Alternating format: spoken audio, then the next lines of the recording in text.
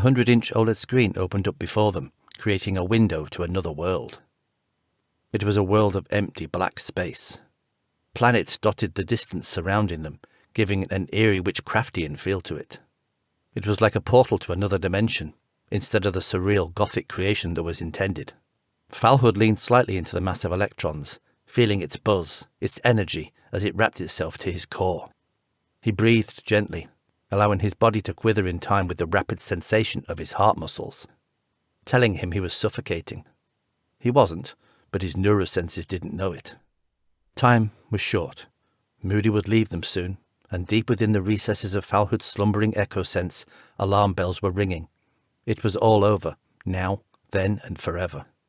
Something close pricked the cold, empty skin of his back.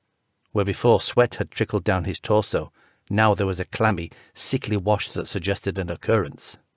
Alaskan moved so quietly, as was her way, her breasts giving the merest touch to the fine hairs upon his back. But without looking, and even before he dared to smell her presence, he knew she was near him, ready to share this so significant moment and brief time when they would all stand together and share a little death. After the torment of seconds apart, a time in limbo with both separated by a need to cry out, but a long-created conscious barrier protected them. They gave way. Alaskan was strong but weak for him, needing to ensure only of his happiness. She lifted her arm to pull him before her, but let it drop before her sheer naked form. She rested her damp, tearful chin upon his shoulder, and stood entwined in his form, creating a new shadow for the walls to admire. As one, they stood in darkness, surrounded by the light of the screen, waiting for the succession, the freedom-giving, the ultimate submission to God and space. Moody took in a vapid, deeply sad breath, licking at life like a child suckling a sweet. He looked at the immensity of the beauty he shared with countless billions of stars. Anadin had said space was a beautiful place, but for all his life he had looked into it as if it was simply a black void, swallowing his time, his precious time, when he could be doing something different. Tears formed weakly in his ducts, struggling to make a presence in the emptiness of the negative gravity. As he stood on the silver platform, fear tried to envelop him, demanding he should hold court with life for whatever last meaningless seconds could be wrung from his wasted form. He had long been a strong man, physically and mentally, and he had no fears. But still it was a living, breathing thing now, an adverse to flame in a nothing place that was off-world. As licks of fire would die, fear grew like plankton on a barren ocean. He struggled to resist and to deliver his desires for freedom from the chains of man unto his God, and to fly as an Amazon into the vastness of this great unknown. Falhood felt as empty as the scene before him, but the shivering flicker of sorrow played out by Alaskan annoyed him. He felt anguish. He could foresee the loss, but he knew it was a dying man's wish, and a brave end to a godly life. No better way to end such magnificence than to step into oblivion in such a unique and very bold manner. Such entreaties should not be diminished with disrespectful tears. He allowed his supporting shoulder to move subtly, but it was enough a signal. Cease the chatter. Allow a moment's contemplation without profanity of need. Alaskan ceased her childish pleadings and forged a closer physical bond with her man. She understood how he would deal with it and tightened her grip on his flesh, her fingers sensing his pulse, united in his expression of pride and pleasure at the imminent flight and death. Moody flipped back the hardened plastic cover on his helmet.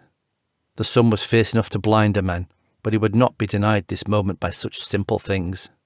2 others behind him prodded and prepared, before waving in a simple motion, signifying this was it. He could begin his journey and go on to a better way, or end here in a torrent of mental and physical abuse. Moody struggled to gain breath. Taking hold of the strap behind him, he clutched at the device and lifted his thumb to prepare and launch. Alaskan closed her eyes and prayed to Odin for his pleasure. Falhood stared like an eagle searching prey as Moody pressed home. The boosters on his back ignited, and he stepped, 1, 2, out into the cosmos, away from Earth. The rockets that were a part of him fired for brief seconds, but it was enough to propel him from the platform into the sea of stars and waste. His white, shrouded body jettisoned off like a firework on Forks Night. The smattering of flame from the rockets bore a crimson tail. Alaskan thought it the most beautiful thing she had ever seen. Falhood agreed, unspeaking, that his bravery was indeed something admirable, and achingly beautiful, that such a man should not fight to gain another grain of life by means of money or begging, but that he should seek one last thrill and accept his fate. It was astonishing. Truly great men still existed, exalted to the throne of the enlightened, and deep within his mind he harboured a dream that he too might one day share such courage and wonder. Moody fired off away from the trappings of life, flying like a phoenix into the ashes of dead space, instead of into life. He had always wondered what it might be like to dive into a pool, and had done so, and wondered what of diving into vast oceans, and had done.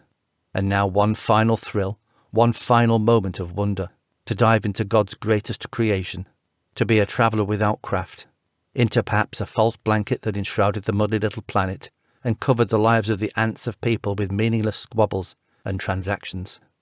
Moody opened his arms as he flew from life and love, ready to accept the next steps in his journey into life and perhaps